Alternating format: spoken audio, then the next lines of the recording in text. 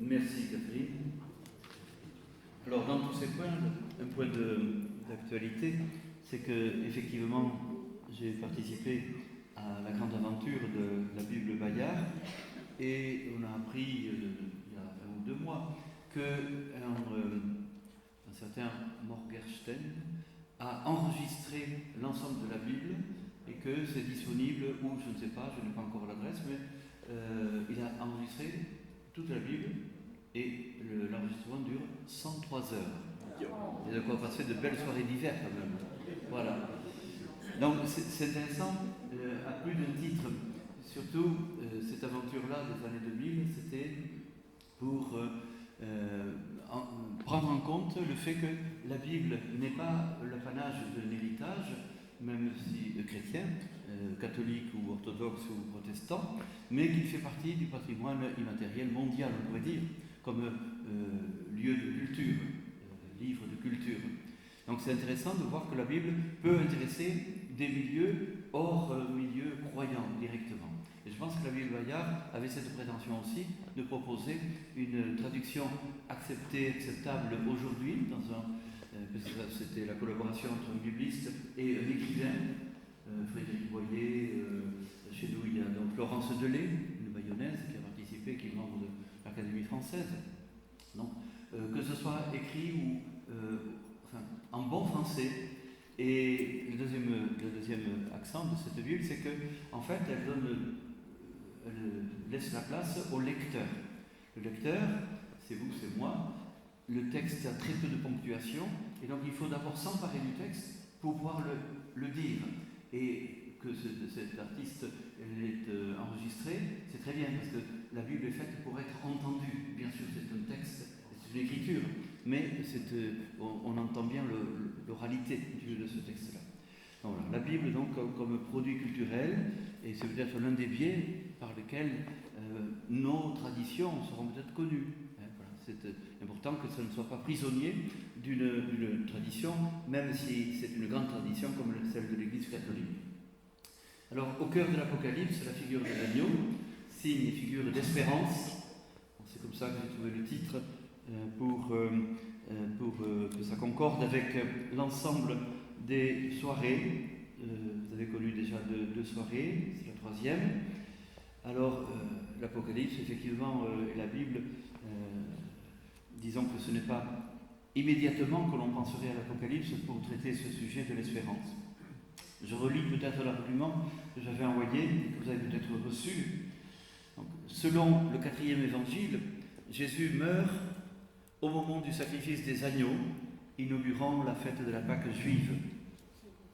Et l'Apocalypse poursuit la réflexion. Ce n'est pas le même auteur, mais c'est le même univers de pensée. L'Apocalypse poursuit la réflexion à partir de la figure de l'agneau, immolé mais debout, vainqueur de toutes les turpitudes d'hier, d'aujourd'hui et de demain. Signe d'espérance au cœur de notre monde, qui n'est pas plus en crise aujourd'hui qu'il ne l'était hier, si ce n'est par l'ampleur et la peur que suscitent les nouvelles technologies, par exemple, l'intelligence artificielle en particulier, et bien sûr les grandes questions autour du réchauffement climatique, dont les répercussions sont chaque jour rappelées, au risque de donner raison à ceux qui s'appellent aujourd'hui, ce que l'on appelle les collapsologues, qui prédisent la fin de l'homme en particulier. Le mot apocalypse, on l'entend tous les jours à la télévision ou à la radio, le mot apocalypse reste attaché à toutes les catastrophes qui surviennent. Est-ce à tort? Les images et les réalités dont parle le livre paraissent effrayantes, mais elles ne sont pas le message de ce dernier livre de la Révélation. Le fin mot appartient à l'agneau, vainqueur des peurs et des angoisses générées par le délitement apparent du réel et de l'histoire, soumise hier comme aujourd'hui aux forces de ce que l'on peut appeler le mal.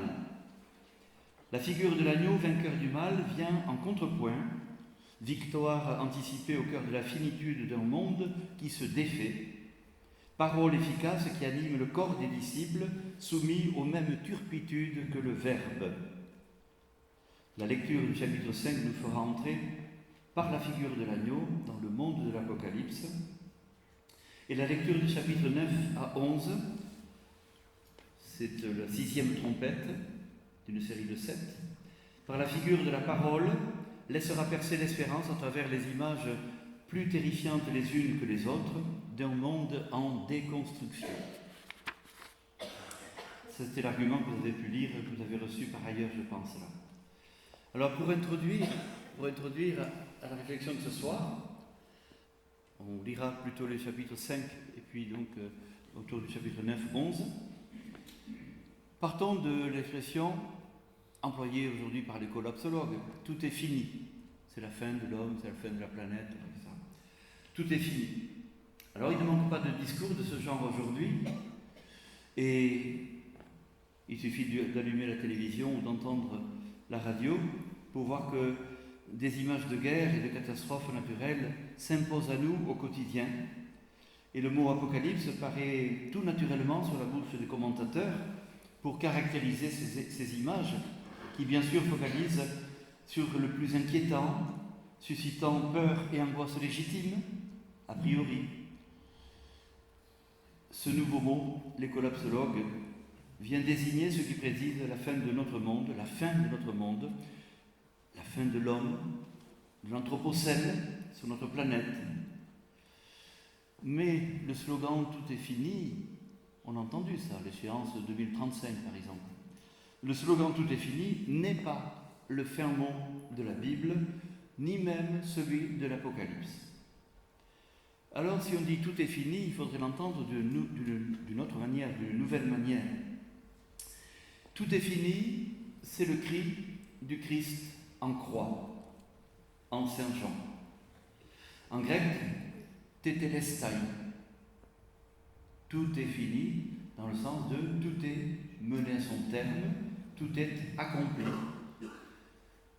Cela change complètement le sens. Il s'agit de la finalité et non pas de la fin, le but. Alain Candiard, dans son ouvrage, fait remarquer qu'en Saint Marc, au chapitre 13, qui a une allure apocalyptique, le mot eschaton ne figure pas. Ce mot eschaton qui désigne l'eschatologie, la fin des temps. Aussi, ce n'est pas la fin du temps ou du monde, mais c'est la visée, ce qui advient, ce qui se dévoile, ce qui se révèle. C'est le sens du mot apocalypse. Premier mot, apocalypsis, révélation, dévoilement, révélation. Voilà comment il faudrait traduire le mot de apocalypse. Alors entrons dans le premier chapitre qui nous occupe ce soir, le chapitre 5, qui met en place la figure de l'agneau. Au milieu du trône et des 4 animaux, au milieu des anciens, un agneau se dressait qui semblait immolé. Alors pour cela, on va peut-être lire le texte lui-même, si ça avance vite. L'agneau immolé mais debout. Alors, par jeu de couleurs, on fait paraître quelques petites choses. Je vis déjà, l'auteur de l'Apocalypse est rendu témoin de des événements qui se déroulent, témoin ayant la révélation du ciel par des anges, ou bien lui-même étant transporté au ciel, etc. Vous allez voir comment ça va évoluer. Donc je vis, je me désolais, etc. L'implication de l'auteur. Je vis dans la main droite de celui qui siège sur le trône un livre écrit au-dedans et au-dehors, scellé de 7 sceaux. Et je vis un ange puissant qui proclamait d'une voix forte: qui est digne d'ouvrir le livre et d'en rompre les sceaux?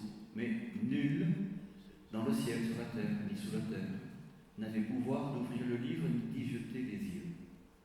Je me désolais de ce que nul ne trouvait digne d'ouvrir le livre ni d'y jeter les yeux. Mais l'un des anciens me dit: ne pleure pas, voici, il a remporté la victoire, le lion de la tribu de Juda, le rejeton de David. Il ouvrira le livre et ses 7 sceaux. Alors je vis, au milieu du trône et des 4 animaux, au milieu des anciens, un agneau se dressait, qui semblait immolé. Il avait 7 cornes, 7 yeux, qui sont les 7 esprits de Dieu envoyés sur toute la terre. Il s'avança pour recevoir le livre de la main droite de celui qui siège sur le trône. Et quand il eut reçu le livre, les 4 animaux et les 24 anciens se prosternèrent devant l'agneau. Chacun tenait une harpe et des coupes d'or pleines de parfums qui sont les prières des saints. Ils chantaient un cantique nouveau. Tu es digne de recevoir le livre et d'en rompre les sceaux, car tu as été immolé et tu as racheté pour Dieu, par ton sang, des hommes de toute tribu, langue, peuple et nation. Tu en as fait pour notre Dieu un royaume et des prêtres, et ils régneront sur la terre. Alors je vis, et j'entendis la voix d'anges nombreux autour du trône, des animaux, des anciens. Leur nombre était myriades de myriades et milliers de milliers. Ils proclamaient d'une voix forte: il est digne, l'agneau immolé, de recevoir puissance, richesse, sagesse, force, honneur, gloire et louange. Et toute créature au ciel, sur terre, sous terre ou sur mer, tous les êtres qui s'y trouvent, je les entendis proclamer à celui qui siège sur le trône et à l'agneau, louange, honneur, gloire et pouvoir pour les siècles des siècles. Et les 4 animaux disaient Amen. Et les anciens se prosternaient pour adorer. Ce chapitre 5 est le premier chapitre, proprement dit, de l'Apocalypse. Auparavant, il y a eu une présentation d'abord au chapitre 1, et puis des messages, des lettres aux 7 églises de l'Asie mineure. La première étant la ville d'Éphèse. On se souvient que Saint Paul aussi a évangélisé cette ville et a écrit une lettre aux Éphésiens. Et puis en faisant le tour, on arrive à Laodicée, la dernière ville, qui est voisine de Colossiens. Et Saint Paul a aussi écrit une lettre aux Colossiens. Ce sont des régions qui ont été christianisées par Paul, mais qui ont accueilli le message de la communauté travaillée par Jean, ou plutôt par le disciple bien-aimé, puisque Jean n'est jamais nommé dans l'Évangile, et par les idées de l'Apocalypse. Et là, effectivement, il se nomme lui-même Jean, de la même communauté d'esprit, de la même tradition, de cette communauté qui a quitté la Palestine, qui s'est réfugiée en Asie mineure, et une tradition nourrie par la pensée de ce disciple que Jésus aimait. Donc, après ces 3 premiers chapitres, 4, le chapitre 5 est le positionnement de la narration, c'est-à-dire on met en place les principaux acteurs, et c'est à partir de là que tout va se développer pour se nourrir. Par exemple, on entend le trône. Ah oui, mais le trône, après, vous allez voir que va apparaître un autel. Ah oui, et puis ensuite, donc, les murs du temple, puis le parvis du temple. Et finalement, tout cela se trouve dans la Jérusalem nouvelle, la Jérusalem céleste.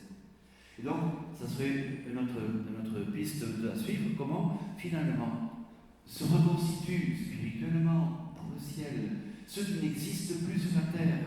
Vous savez bien qu'en 70, Israël a été dispersé, Jérusalem a été conquis par les Romains, et il n'y avait plus de temple, donc possibilité de faire les sacrifices selon l'ancien rite dans le temple de Jérusalem. Mais par contre, l'apocalypticien va se nourrir de cet imaginaire religieux du temple de Jérusalem pour voir comment, eh bien, à partir des débris, des fêtes, on appelle ça des turpitudes de tout à l'heure, des persécutions et compagnie, eh bien, le temple continue d'exister et se reconstitue tout au long du livre de l'Apocalypse pour arriver à la Jérusalem nouvelle. Les cieux nouveaux, la terre nouvelle, la Jérusalem nouvelle. Donc chapitre 5 voit se mettre en place la figure de l'agneau. Alors s'il faut chercher une parenté avec l'Évangile, une communion d'esprit, c'est par les figures mises en œuvre. Alors, ce soir, j'en reste à celle de l'agneau. Certes, il ne s'agit pas dans l'Évangile, dans l'Apocalypse, du même mot. L'agneau, elle se dit d'une manière dans l'Évangile, c'est le petit agneau. Et dans l'Apocalypse, c'est l'agneau un peu plus grandé, voilà, entre 8 et 12 mois. On appellerait ça aujourd'hui chez nous le broutard, peut-être, non? C'est ça? Voilà, donc c'est pas le même mot, mais c'est la même l'apocalypticien va réfléchir un petit peu à ce qui se passe et à décrypter le présent opaque de l'histoire. Dans l'Évangile, ce mot agneau, comme dans la Bible, il désigne l'animal sacrifié au départ de la fête de Pâques. Au moment où soleil et lune sont au même niveau à l'horizon, le soleil va laisser la place à la lune et je me souviens avoir assisté à la Pâque des Samaritains où ce sacrifice se pratique toujours sur la montagne qui est au-dessus de Naplouse, aujourd'hui, Seychelles. Et donc c'est au moment où la lune est au même niveau que le soleil que les agneaux sont égorgés. C'est ce lieu où on le voit aujourd'hui, puisque ça n'existe plus depuis les années 70 à Jérusalem. Et cette image est venue inspirer Saint Jean, l'auteur du 4e évangile, pour dire que c'est au moment du sacrifice des agneaux que le Christ meurt sur la croix. Et on voit bien comment l'une substitue l'autre, c'est-à-dire Jésus est l'agneau, devient l'agneau qui, par le don de sa vie sur la croix, eh bien, vient abolir l'ancien rite, mais en même temps vient rénover ce qui était attendu, c'est-à-dire que ce monde soit libéré, soit sauvé, et sauvé de tout le mal, de tout le péché, de toute l'impossibilité qu'a l'homme à se sauver lui-même. Saint Jean Baptiste dira au début de l'Évangile, « Voici l'agneau de Dieu qui enlève le péché du monde », on le dit à la messe aussi. Et au sortir de l'eau, c'est déjà lui qui, égorgé, enlève le péché, c'est-à-dire tout ce qui ne permet pas aux hommes de vivre pleinement libres, alors qu'ils sont libérés par la mort du Christ et par le baptême. Et de même qu'autrefois, à la libération, à la sortie d'Égypte, donc de même qu'à ce moment-là, eh bien, le peuple a pu traverser la mer à pied sec et puis le Jourdain, de même Jésus, par les eaux du baptême, puis par l'épreuve surtout de la croix, vient achever le mouvement de la libération. Il est l'agneau qui libère du dernier et du premier esclavage, l'esclavage réel, l'esclavage du péché, une fois pour toutes. Alors, c'est la figure de Saint Jean qui met cela en évidence. Alors, on vient de le dire, l'Apocalypse n'a pas le même mot. Il désigne plutôt donc un agneau plus grandé. Cependant, la figure est la même. Cet agneau, vous l'avez lu, il est à la fois immolé et debout. Voilà, on a parlé tout à l'heure de où est-ce que ça se trouvait, mais il est souvent représenté, et à la fin je vous montrerai une représentation de l'agneau. Donc, immolé et debout, c'est la figure majeure de l'Apocalypse. Et on va creuser qu'est-ce que ça veut dire donc, pour nous ce soir. Vainqueur de la mort, vivant, ressuscité. Mais il porte les traces de sa mort, immolé tel l'agneau de la Pâque. Que dire de cette figure double et antinomique? On ne peut être à la fois immolé et debout. L'une des caractéristiques du style apocalyptique est justement de brouiller les images, d'ajouter toujours de nouveaux détails significatifs, signifiants, mais à force d'ajout, il devient impossible de tout lire ensemble. La représentation se brouille. Essayez de lire l'Apocalypse et vous allez, à un moment donné, vous allez vous perdre, tellement il y a de détails qui sont tirés par les cheveux quelquefois. Et ainsi, de la figure du trône. La vision, chapitre 4, commence par la description progressive de ce que l'on peut appeler la liturgie du trône. On nous dit, et voici le trône se dressait dans le ciel, et siégeant sur le trône quelqu'un. La description se poursuit, toujours plus étonnante.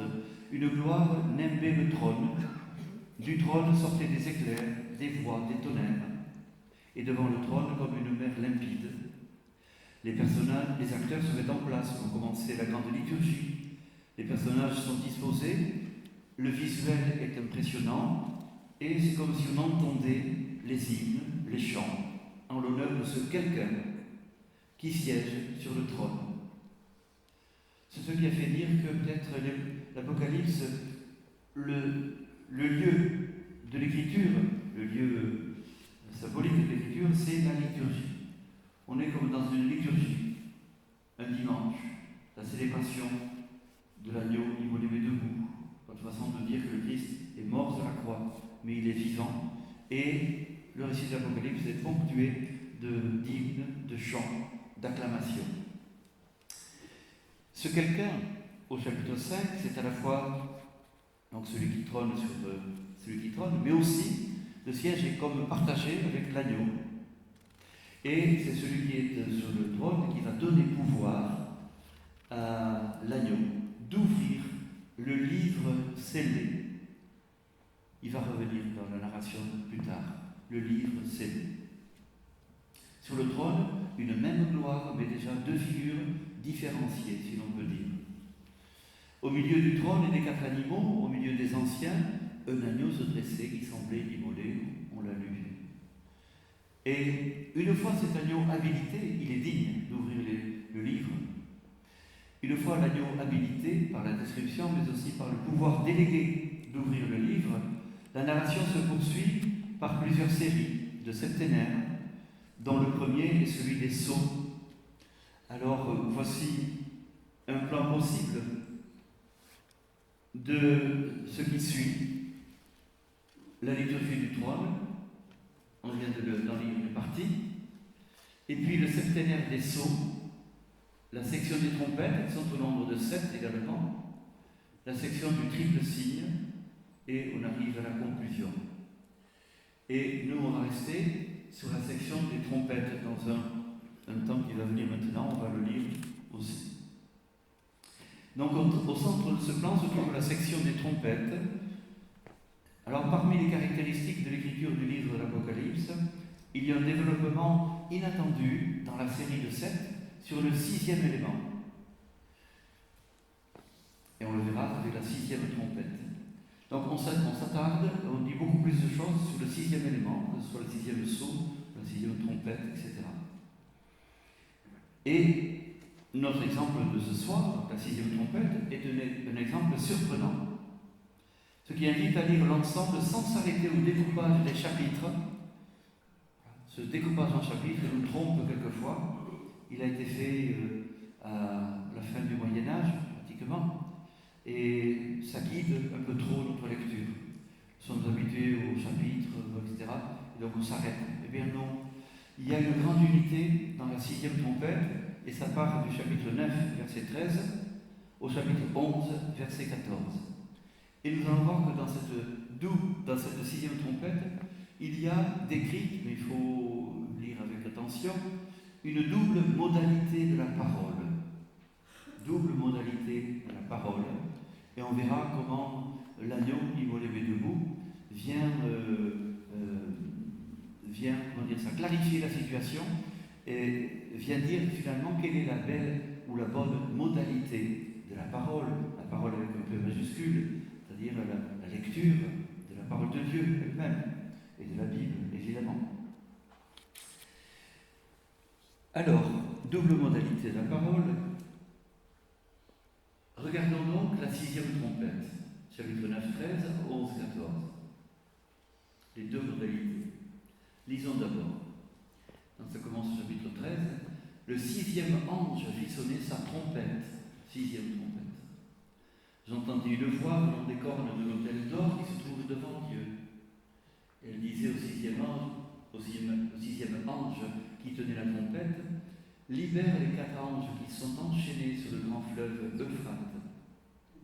On libéra les 4 anges qui se tenaient prêts pour l'heure, le jour, le mois et l'année où ils devaient mettre à mort le tiers des hommes. Et le nombre des troupes de la cavalerie était 2 myriades de myriades. J'en entendis le nombre. Tels m'apparurent dans la vision les chevaux et leurs cavaliers. Ils portaient des cuirasses de feu, d'hyacinthe, de soufre.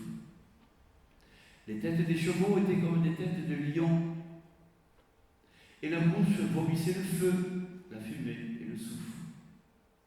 Par ces 3 fléaux, le feu, la fumée et le soufre, que vomissait leur bouche, le tiers des hommes périt. Car Le pouvoir des chevaux, accrochez-vous, le pouvoir des chevaux réside dans leur bouche ainsi que dans leur queue.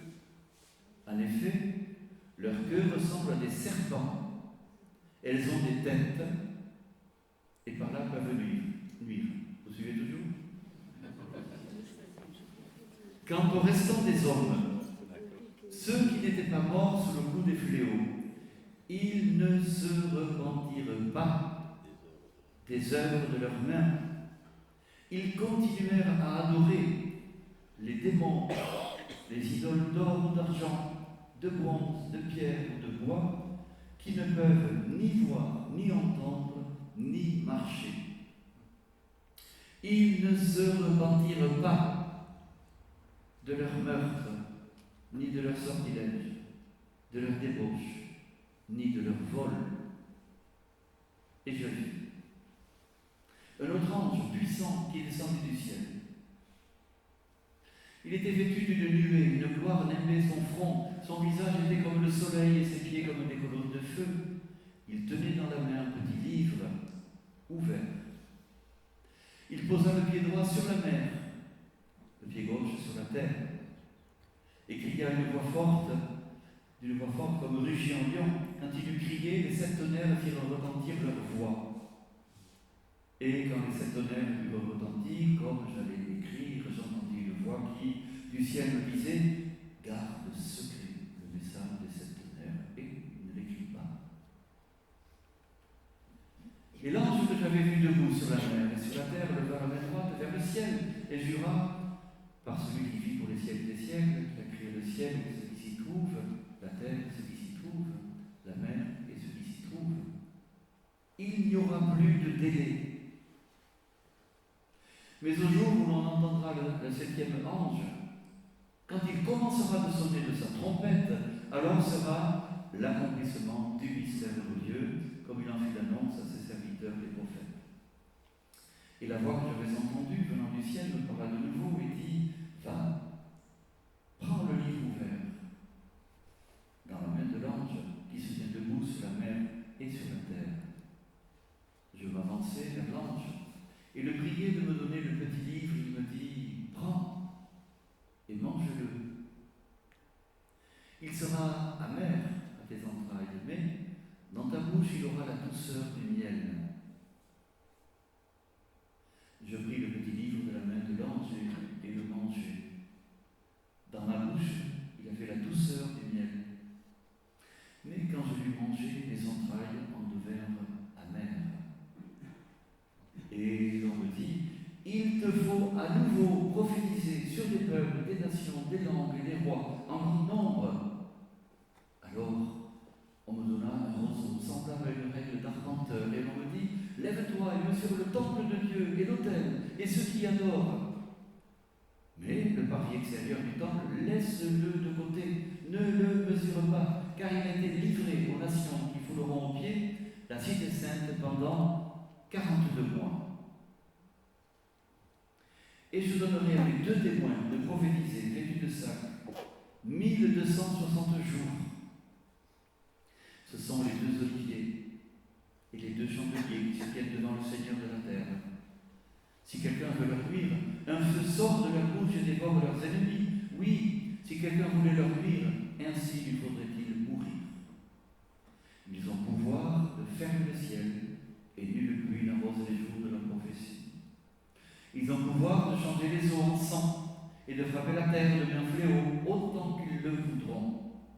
Mais, quand ils auront fini de rendre témoignage, la bête qui monte de l'abîme leur fera la guerre, les vaincra et les fera périr.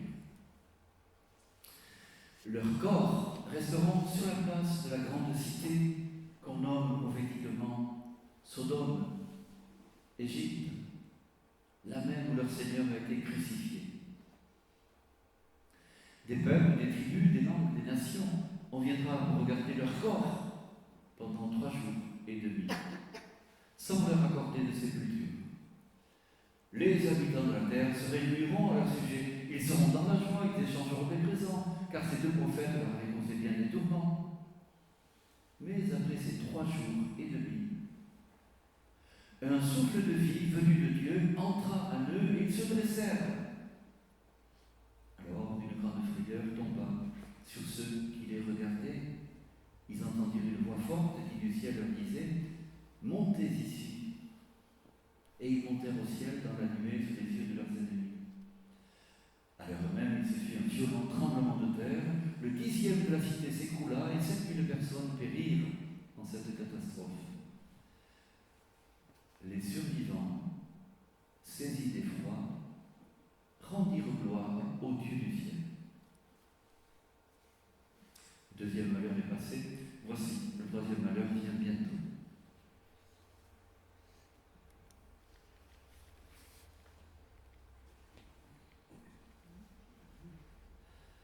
Voilà, c'est le récit qui couvre tout ce qui se dit sur la 6e trompette. Et il faut aller du début jusqu'à la fin.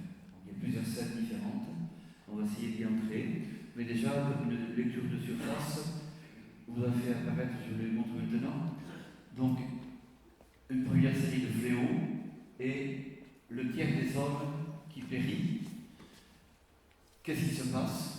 Ça ne sert pas à grand chose. 2 fois on nous répète que personne ne se repent. Alors, une autre scène où l'on voit un ange qui fait le lien entre le ciel et la terre et la mer et déclenche un nouveau septénaire qui se referme aussitôt, ne l'écrit pas. On verra quoi en faire tout à l'heure. Et puis, il y a la méditation du visionnaire lui-même. Finalement, il est invité à prendre le petit livre. Et il a une double propriété, ce livre, d'être doux à la bouche, mais amer aux entrailles. Il va faire cette expérience. Voilà, doux et amer. Et puis, habilité de cette manière, il doit à nouveau prophétiser, à nouveau. Eh bien, là, il y a une petite description de ce qu'il doit faire. Il doit mesurer le temple. Le temple, alors un petit décodage, donc mesure le temple de Dieu et l'autel, mais le parvis extérieur du temple, laisse-le de côté, ne le mesure pas, car il a été livré aux nations qui fouleront aux pieds la cité sainte pendant 42 mois. Alors 42 mois est repris ici en 1260 jours. Et qu'est-ce que c'est que cette valeur? C'est la moitié de 7. Si vous divisez 7 par 2, c'est 3,5. Donc ça peut être des jours, des mois, des années, etc. Et si vous faites le compte, 42 mois égale 1260 jours. Voilà. Enfin, je ne vais pas vérifier, mais je le pense. Voilà. Et donc, quelle est cette valeur? C'est-à-dire, vous avez vu ce qui est par rapport au temple. On a dit tout à l'heure que l'Apocalypse c'était la reconstitution du temple. Là, on arrive au centre du récit de l'Apocalypse et le parvis intérieur est déjà constitué, mais le parvis extérieur ne le mesure pas. C'est-à-dire, c'est le temps de l'histoire, c'est le temps où va se dérouler encore tous ces événements et compagnie, jusqu'à ce qu'en fin de compte, le temple soit constitué et que tout le monde soit gagné à cet agneau qui est à la fois immolé et debout, c'est-à-dire vaincu par la croix, mais vainqueur par la résurrection, on pourrait dire. Alors, l'épisode des 2 témoins, il est, je vais reprendre ça tout à l'heure, mais je fais simplement noter quelques petites choses. Les 2 témoins, ils vont rendre témoignage, mais ils seront mis à mort, et leur corps restera sur la place, dans des lieux mythiques que sont Sodome, Gomorrhe et Jérusalem. Jérusalem, c'est le lieu de la croix et de la résurrection du Christ. Sodome et Gomorrhe, ce sont les lieux mythiques de la perdition, de tout ce qui s'est passé de mal. Ils sont exposés comme autrefois le Christ a été exposé sur la place publique. Donc sans sépulture, etc. Donc, après ces 3 jours et demi, on est toujours dans la même chose, c'est-à-dire on est dans l'incomplétude des temps, et un souffle de vie. Vous l'entendez, la résurrection qui arrive. Un souffle de vie venu de Dieu entra en eux et ils se dressèrent. Ils se dressèrent. Que va-t-il se passer? Eh bien, contrairement à la première catastrophe où personne ne s'est converti, ici, les survivants rendent gloire au Dieu du ciel. Et la narration va continuer pour aller plus loin. Alors, Dans ces chapitres-là, à la 6e trompette, il y a deux modalités de la parole. Une qui n'aboutit pas à la conversion et une qui aboutit à la gloire de Dieu. On rend gloire à Dieu. Alors, la question, ça sera en quoi la première modalité de la parole va échouer. La première modalité de la parole, si on fait faire bref, c'est la première alliance, c'est Moïse. C'est Moïse. Et en quoi la parole, celle de l'agneau, va réussir? Comment et en quoi ce livre est à la fois doux et amer? Le petit livre qui est à la fois doux et amer nous mettra sur la voie. Elle affecte le visionnaire de Patmos et quiconque suit l'agneau, toujours immolé mais debout. Il n'est pas habituel de tenir ensemble ces chapitres 9 à 11, parce que je vous l'ai dit, on était habitué à lire selon le découpage en chapitres imposé arbitrairement. Pourtant, l'unité de lecture est bien celle de la 6e trompette. Après, on passe à la 7e. Il est important d'en faire une lecture d'autant plus attentive qu'habituellement, l'auteur développe particulièrement le 6e élément des divers certaines. D'où l'intérêt de s'y arrêter. La section ainsi découpée met en scène deux moments de la révélation, de ce qui est donné à Jean de voir, à notre auteur visionnaire de l'Apocalypse.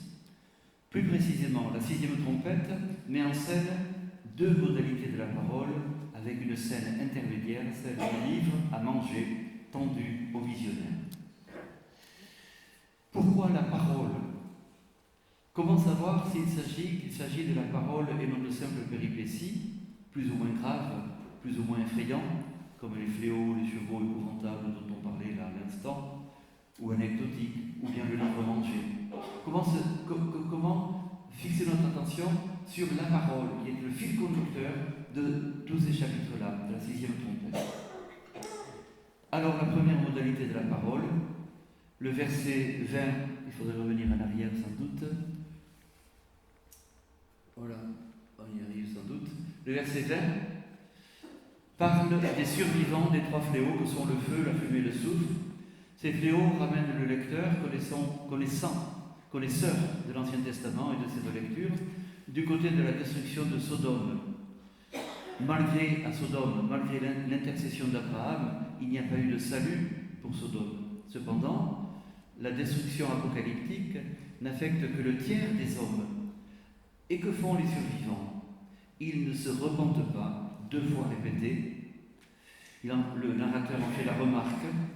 Les deux tiers de l'humanité ne se convertissent pas, ils ne se repentent pas des œuvres de leurs mains, des idoles, des meurtres, des sortilèges, et vous connaissez le décalogue.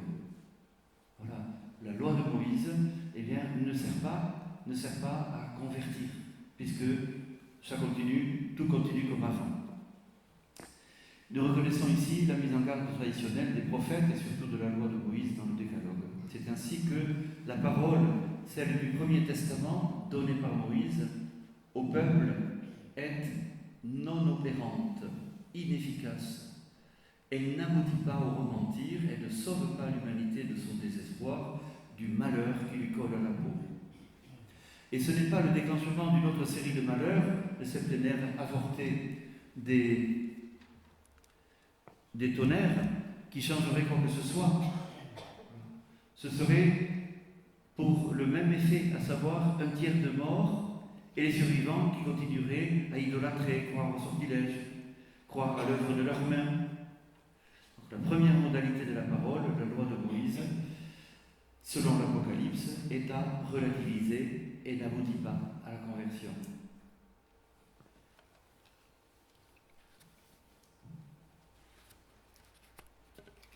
Cette modalité de la parole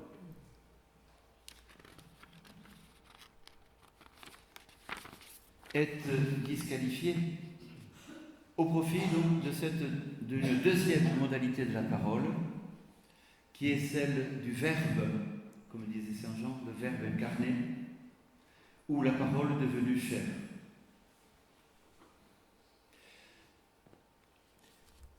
Pour y arriver, eh bien, le visionnaire qui était simplement spectateur devient acteur. Et on assiste à la qualification du visionnaire. Alors avant de voir comment la deuxième modalité de la parole opère de manière efficace, les survivants vont rendre gloire au Dieu du ciel, il y a une scène intermédiaire. Elle correspond à ce que l'on appelle en grammaire narrative la qualification du héros.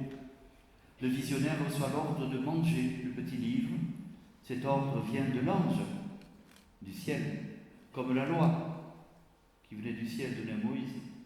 Mais il concerne la terre, car l'ange a les pieds posés sur terre et sur mer. L'effet de la mendication est double, il est à la fois doux à la bouche et amer aux entrailles. Comment comprendre ces images reprises du prophète Ézéchiel? Le petit livre a les mêmes caractéristiques que l'agneau, immolé debout, associant en son corps des réalités contraires. La parole venue du ciel marque les corps, elle les concerne au plus intérieur, au plus fondamental, au plus décisif. Beaucoup plus que la loi inscrite dans le cœur selon Jérémie. L'agneau est immolé et debout, c'est-à-dire marqué par l'histoire parmi les hommes. Et il est en même temps au ciel, après la résurrection. Le visionnaire, Jean de Patmos, porte en son corps l'effet de la parole, douceur et amertume. Vie et mort, mort et vie. Là s'observe l'efficacité de la parole. Alors quelle est-elle cette modalité? La parole est efficace en sa source, l'agneau. Elle est efficace dans le corps du visionnaire. Jusque-là, le visionnaire avait été observateur avec le statut de témoin, et à partir de maintenant, il est à nouveau qualifié de témoin, mais un témoin impliqué. Il n'est plus seulement visionnaire, passif, mais témoin, actif.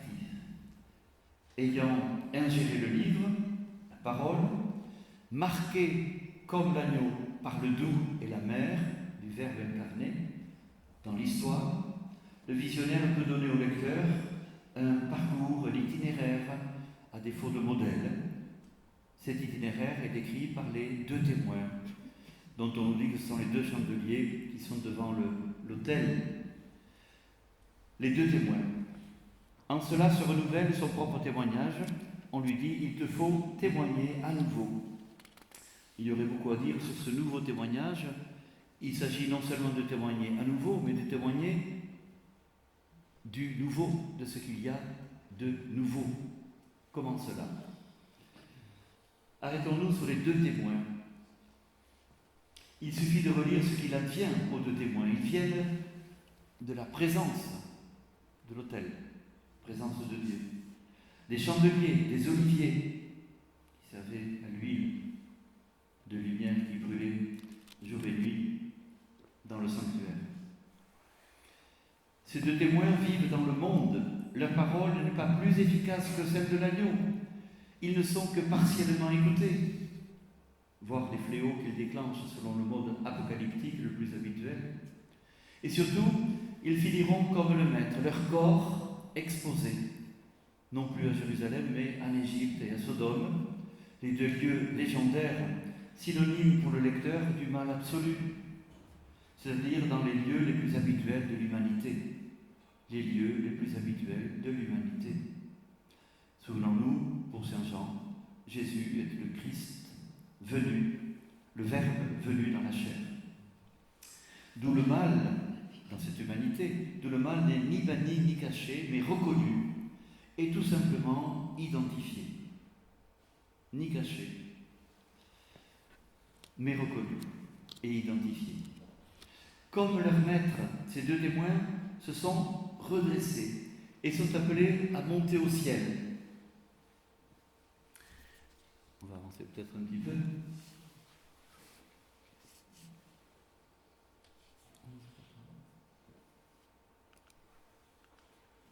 Voilà. Alors ici, vous allez voir une petite chose surprenante. Si on lit simplement le verset 8, leurs corps resteront sur la place. Et puis tout d'un coup, les temps basculent, ils se dressèrent. Ça aussi, ça reste à interpréter. Dans la logique, de la narration, effectivement, c'est à venir, ils se dresseront en compagnie. Et non, c'est déjà réalisé, ils se dressèrent. Quel est cet autre renversement d'un futur qui devient passé et comment l'interpréter? Les temps sont culbutés. Le récit des deux témoins commence au futur et s'achève au passé. Ce n'est pas une erreur, c'est un appel à l'attention. La victoire de tout témoin, selon la nouvelle modalité de la parole, est déjà assurée, comme celle des deux oliviers, car elle a déjà eu lieu pour et par l'agneau. Mais l'histoire n'est pas encore écrite, elle se déroule durant la vie du visionnaire, durant la vie des lecteurs, eux aussi englués dans le temps présent, mais pour lesquels l'avenir est déjà tracé. La culbute des temps est à mettre en rapport avec la non-mesure du parvis extérieur du temple, l'interdit de la mesure du temple, du parvis extérieur du temple, correspond au temps de la parole, qui est maintenant le temps des témoins, celui des païens appelés à devenir témoins, s'ils acceptent dans leur corps le livre à la fois doux et amer de la parole nouvelle. S'ils acceptent de vivre en ce lieu et en ce temps, celui de la démesure, c'est-à-dire des forces contraires, de la persécution, des aléas de l'histoire, tout simplement, en vivant dans leur corps la parole bienfaisante, douce en raison de la vie déjà obtenue, et amère en raison de la mort qui reste à connaître. Et il faudra attendre la fin de l'Apocalypse pour que le parvis soit entièrement mesuré, signant l'achèvement du témoignage, signe de la venue de la terre et des cieux nouveaux. Alors l'homme, quel avenir? La réponse de l'Apocalypse est particulièrement bien tracée au cours de cette 6e trompette. Le ciel est sur terre depuis la venue de l'agneau, immolé, mais debout. La terre est au ciel depuis que les témoins acceptent de porter dans leur corps les marques de l'agneau et celles du livre. La mise en figure exemplaire des deux témoins, est l'avenir de ceux qui sont les vainqueurs de l'histoire, écrite et à écrire, malgré l'opacité du temps présent. Selon l'Apocalypse, le présent est toujours dramatique, au sens du drame de l'existence. Mais il faut ajouter également ceci, l'avenir est inscrit dans le passé. Le passé qui a vu la victoire de l'agneau. Le passé en Jésus et sa victoire est à venir. Reste à chacun, peuple, nation, individu, l'écriture de sa propre histoire sous les modalités du parcours de la parole de l'agneau. Un dernier malheur peut se déclencher, le 3e septénaire se déployer, l'avenir de l'homme est inscrit au cœur, au centre de l'œuvre apocalyptique, celui de la victoire douloureuse. Le reste concerne l'avenir du temple, du cosmos, de la ville, du ciel, de la terre, toute réalité appelée à se renouveler, elles aussi. Voilà ce que j'avais à vous dire sur cette double modalité de la parole. Et donc c'est la figure essentielle de tout ça. Il ne faut pas se laisser distraire par les serpents qui ont des têtes, des queues plus effrayantes encore les unes que les autres, etc. C'est pas ça l'intérêt. L'intérêt, c'est comment la victoire est inscrite déjà dans le passé et promise pour aujourd'hui. Le temps présent est toujours difficile à discerner, il est toujours dramatique, mais la victoire est déjà donnée dans la figure de l'agneau immolé mais debout, ou de ce livre qui est à la fois doux à la bouche et amer aux entrailles. La double réalité. Voilà. Alors, je voulais simplement terminer en vous montrant ceci que vous connaissez. Donc c'est le tableau de Vanek, 1432, je dis, il semble.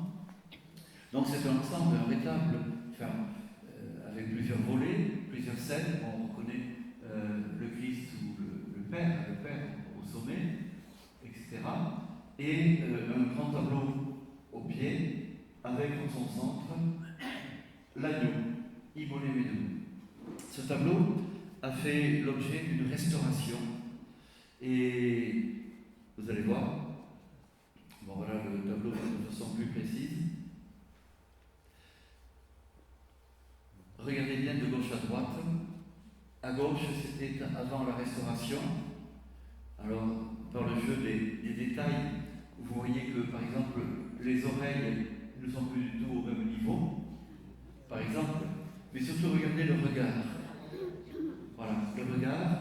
Donc, là, il y a vraiment une tête d'animal, on pourrait dire. Là, il y a une tête presque avec des yeux, ben oui, des yeux humains, divers, enfin voilà. L'agneau immolé mais debout. C'est la restauration qui fait apparaître ceci. Donc, nimbé évidemment de gloire, et immolé mais debout, donc le sang de l'agneau, qui est le signe de la victoire. Vous voyez comment cette image de l'agneau immolé mais debout est porteur de sens dans la question qui nous intéresse aujourd'hui. Voilà. L'espérance, ce n'est pas demain, l'espérance, ce n'est pas pour le dernier jour. L'espérance, elle est à inscrire aujourd'hui. Et c'est aujourd'hui et toujours dramatique. Voilà. Tous les jours, il y a une catastrophe, tout ce que vous voulez. On nous parle de la fin du monde, tout ce que vous voulez. Tout ce que vous voulez. Mais la victoire est déjà acquise. Le Christ est déjà mort et ressuscité. Et d'où le jeu des temps futurs et passés. Voilà. Ils se dresseront et en fait, ils sont déjà relevés. Vous voyez un peu comment cette figure est signe d'espérance. Selon l'Apocalypse, est disponible pour ceux qui veulent s'en saisir, évidemment.